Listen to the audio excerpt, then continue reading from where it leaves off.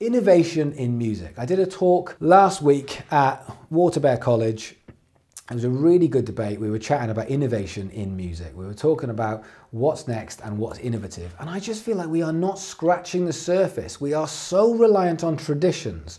We are so reliant on what we think are rules and that we're still playing by, and they've gone. There's none of those rules left, and we're still playing by these rules because we just can't be the first one to say, no, we don't sell music, don't be silly.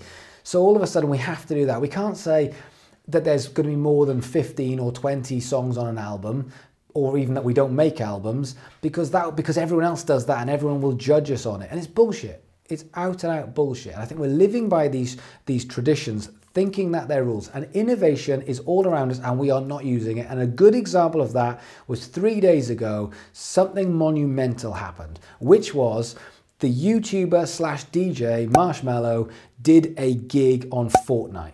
Now, Fortnite, the game, the massive phenomena of a game, Marshmello, one of the biggest YouTubers in the world, bigger than KSI, bigger than Logan Paul, bigger than Jake Paul, bigger than Shane Dawson, a huge YouTuber and a DJ, mainstream DJ, put together, collabed with Fortnite and did a live gig for 10 minutes, 15 minutes, 10 minutes, and how many people got involved with that gig? And yes, I know it wasn't a physical gig you're going to go to. You'd have to play it on your game. How many people were at that gig?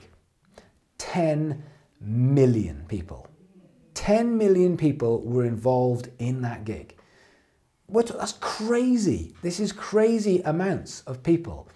And it's all because they're thinking in an innovative way. They're not just going through traditions. Who's thought about that? Who's thought about doing a gig on a computer game? Well, they did. They've come up with it. It's now a thing. Boom, there it goes.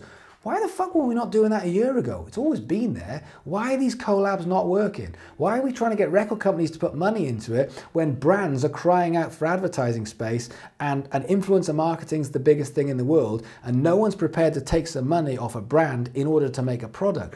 Why are we not actually trying to sell content? Why are we trying to sell music? All of these questions, innovation is all around us, and I don't believe that we are opening our eyes and allowing ourselves to fail by experimenting with how we're going to sell the brand, not the music, how we're going to promote ourselves, what we can do once we've done the promotion, how we are looking after audiences. We're not being innovative enough. We're just doing the same old, scared of doing something different because we're going to get judged or we're going to fail on it, and we can't take that. And I think the question right now is, there is so much innovation out there and we are not, as musicians, we are the creatives.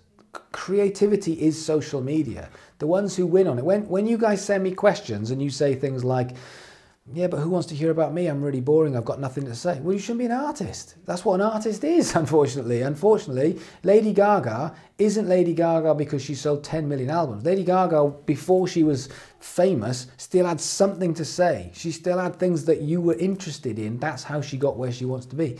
So we don't need to be crazy and do wacky shit, but we need to be innovative. And I think that Marshmello thing for me is something that's just happened, which just goes to show that opportunity is all around us if we're prepared to be creative. And yes, they're at a high level. Marshmello's got 26 million subscribers and Fortnite's the biggest game in the world. But you can take this down onto all different levels.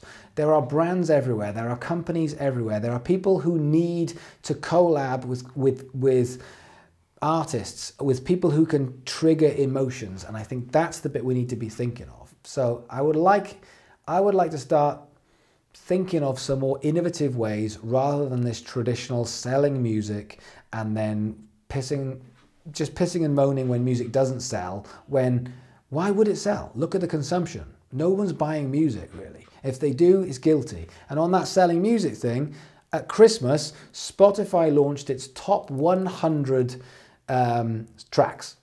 And you could go into your top 100 tracks that you've listened to throughout the year. I had, out of the 100 tracks, there's probably 40 to 50 different albums.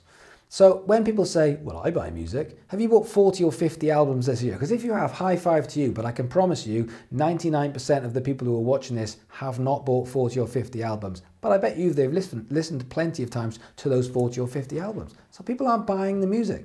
So why don't we start to be a little bit more innovative and come up with some new ideas rather than harping on about Pink Floyd in 1969?